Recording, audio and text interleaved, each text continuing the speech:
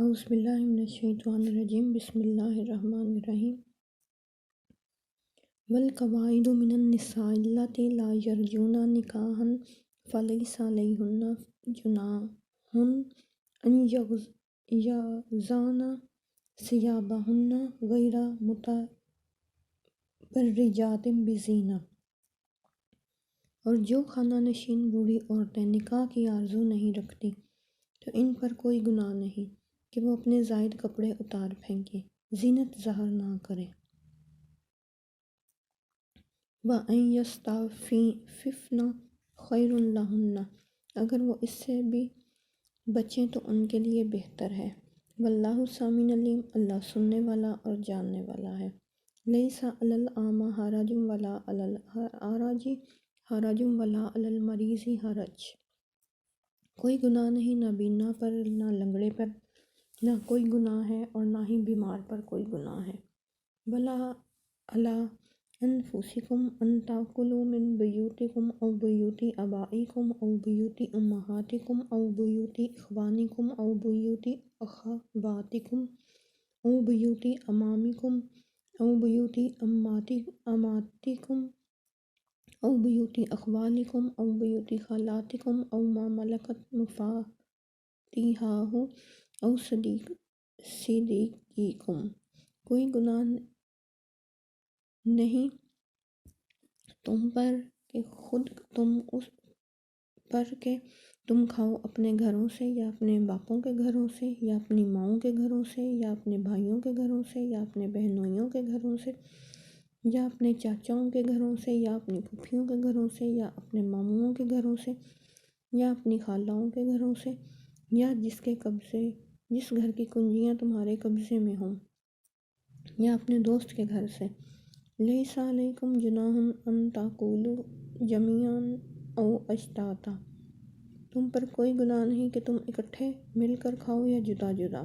فَإِذَا دَخَلْتُمْ بُيُوتًا، پھر جب تم گھروں میں داخل ہو، فَسَلِّمُوا عَلَىٰ أَنفُسِكُمْ، تو اپنے لوگوں کو سلام کرو۔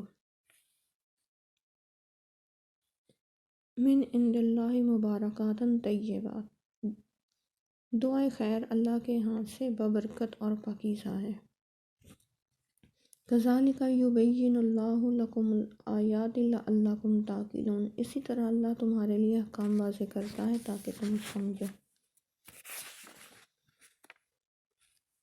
آیت نمبر 60 کی تشریح ہے۔ والقواعد من النساء، اسے سٹارٹ ہوتا ہے اور واللہ سمیع علیم پہ ختم ہوتی ہے۔ قواعد جمع ہے قائد کی،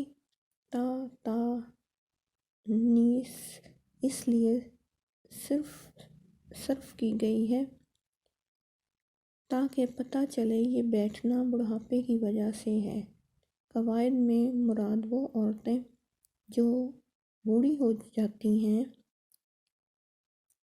وہ مراد لی جاتی ہیں۔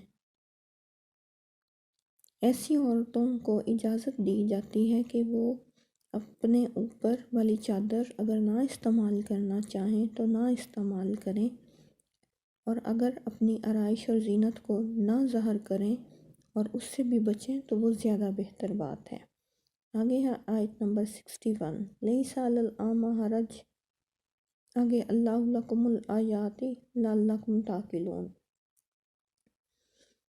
گزشتہ آیات میں جو احکام بیان کیے گئے وہ آداب معاشرہ سے متعلق تھے۔ ان آیات میں باہمی عقل و شرب کے آداب کو بیان کیا جا رہا ہے۔ جب اللہ تعالیٰ نے قرآن حکیم میں یہ حکم نازل کیا کہ آپس میں ناحق ایک دوسرے کا مال نہ کھاؤ، تو مسلمانوں نے احتیاط کی بنا پر اپنے رشتہ داروں اور عزیزوں کے گھروں کا کھانا کھانا بھی چھوڑ دیا، اور یہ خیال کیا کہ بلا ضرورت کسی کے گھر کا کھانا حلال نہیں، حتیٰ کہ اندھوں، لنگڑوں اور بیماروں نے اپنے عزیز و اقارب کے گھر جانے میں بھی تنگی محسوس کی، اور خیال کیا کہ شاید ہماری معذوری اور بیماری دوسروں کے لیے باعث گرانی ہو۔ اس پر یہ آیت نازل ہوئی۔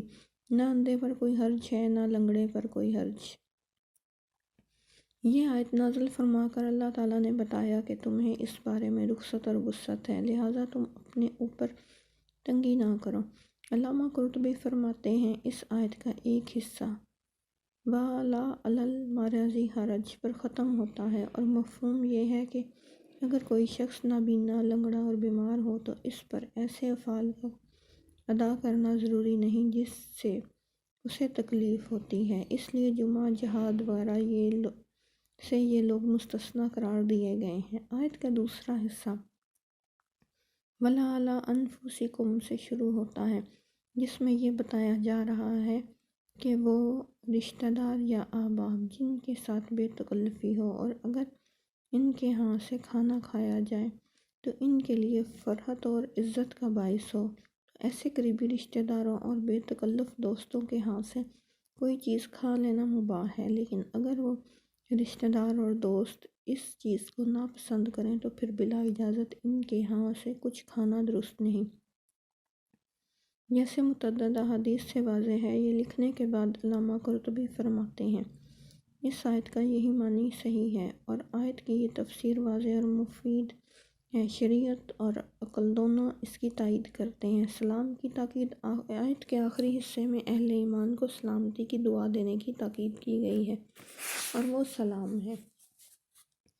انسان جب کسی گھر میں داخل ہو تو اس کا طریقہ یہ ہے کہ اگر وہاں پہلے سے کوئی شخص موجود ہو تو کہے السلام علیکم ورحمۃ اللہ وبرکاتہ، اگر وہاں کوئی شخص موجود نہ ہو تو کہے السلام علینا وعلی عباد اللہ الصالحین، اور اگر کوئی غیر مسلم وہاں رہائش پذیر ہو تو کہے السلام علی من اتبع الہدی۔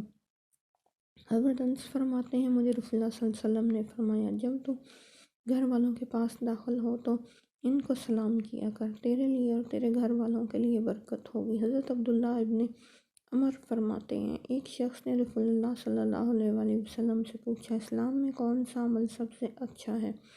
آپ صلی اللہ علیہ وآلہ وسلم نے فرمایا یہ کہ تم کھانا کھلاؤ اور ہر واقف اور ناواقف شخص کو سلام کرو۔ حضرت ابو ہریرہ فرماتے ہیں رسول اللہ صلی اللہ علیہ وآلہ وسلم نے فرمایا اس وقت تک جنت میں داخل نہ ہو سکو گے جب تک ایمان نہیں لاؤ گے، اور تمہارا ایمان اس وقت تک مکمل نہیں ہو سکے گا جب تک تم ایک دوسرے سے محبت نہ کرو گے۔ کیا میں تمہیں ایک کام بتا دوں؟